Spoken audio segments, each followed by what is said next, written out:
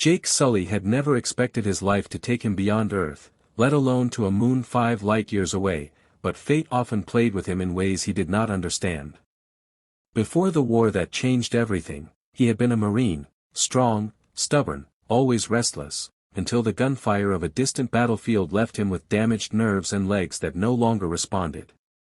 His life on Earth shrank quickly after that. Days blended together in a tiny apartment, where he lived with the feeling that the world kept moving while he stayed still. Everything changed when he found himself standing in a room filled with unfamiliar faces from a massive corporate organization. They had not come to him by chance. Jake had a twin brother, a scientist, whose genetic work had tied him to a project on Pandora. When his brother died suddenly, the corporation turned to Jake because only he shared the exact genetic code needed to operate a costly piece of technology. They weren't looking for another scientist. They were looking for someone who could take his brother's place inside a body grown to match their DNA. That was the only reason Jake had been offered a chance to leave Earth and step into something larger than the life he'd learned to endure. The journey to Pandora took years in cryosleep. When Jake opened his eyes again, the world he stepped into felt like something out of a dream. Metal corridors hummed with power, men and women marched with sharp focus, and screens glowed with maps of a world he had only seen in blurry training videos. Pandora, with its glowing forests and floating mountains, was both beautiful and dangerous. The air was toxic to humans. The creatures were unpredictable.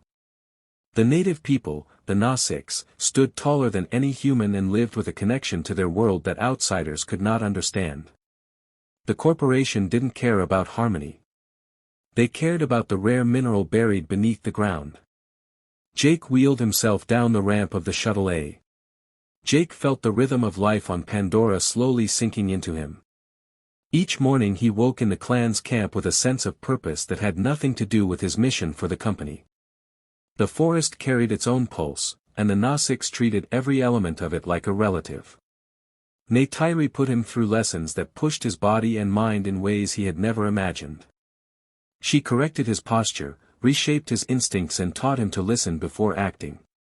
He learned to climb the giant vines with balance instead of strength, to move without snapping branches, to track the subtle signatures of animals he had never seen before. Many days he failed more than he succeeded, but he never quit. Neytiri saw that determination even when she pretended to be unimpressed.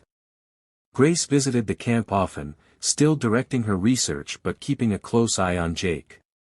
She noticed the shift in him earlier than anyone. He spoke about the Nasiks with respect instead of curiosity.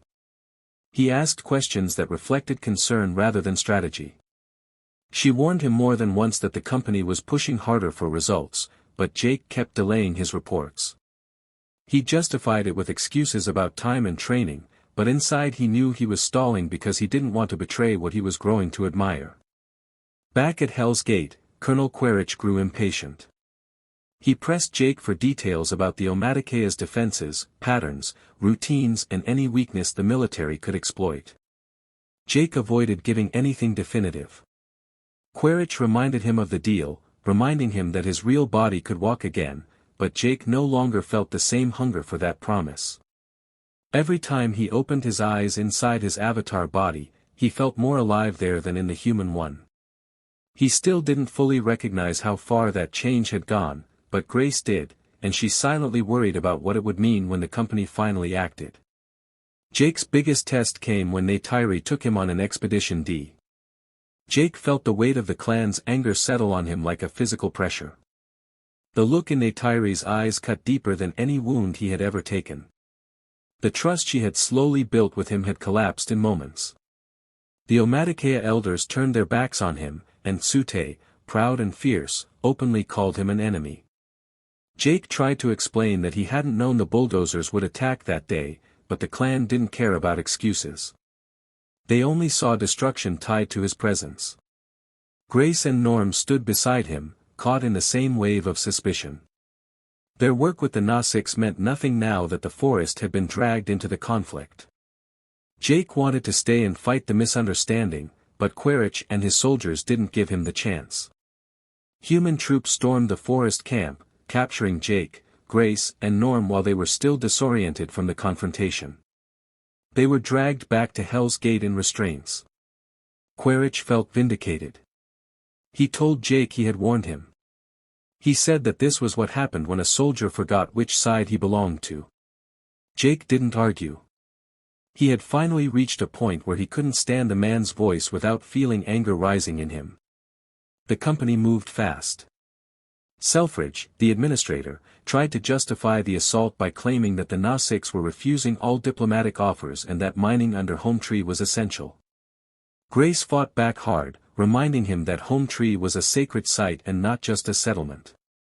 She told him relocating the Na-6 by force would start a war. Selfridge wavered, but Quaritch didn't. The colonel demanded a decisive military solution. His plan was simple: give the Na-6 one last warning and, if they refused, destroy Home Tree with explosives.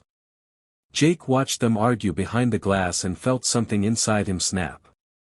When he was escorted back to the holding room, he made a decision. He wasn't going to sit and watch the clan be wiped out. Norm agreed immediately. Jake stood before the Omaticaya with the weight of their future resting on him. Grace's death settled heavily over the camp. Neytiri held her mother's hand as Emoat tried to gather the shattered pieces of the clan together. The forest around them stayed quiet, waiting for whatever was coming next. Jake knew there was no time to mourn. Quaritch was already preparing a final operation to crush every remaining Na-6 stronghold.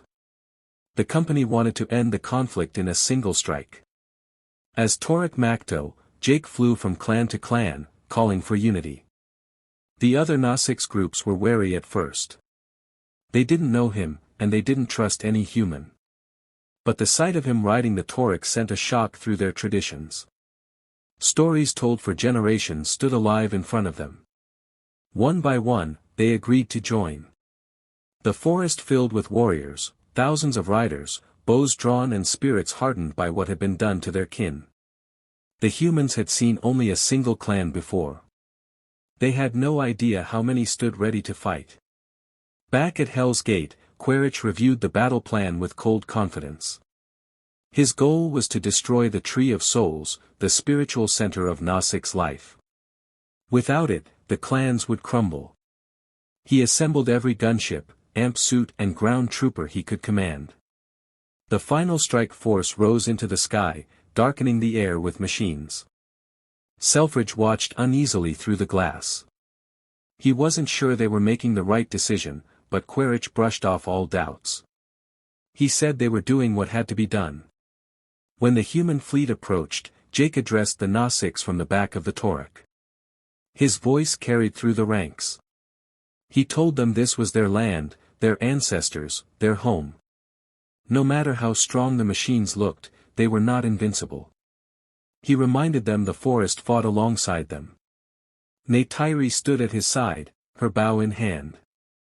Tsute led the ground warriors with quiet determination. Emoat prayed over the group, ASCII.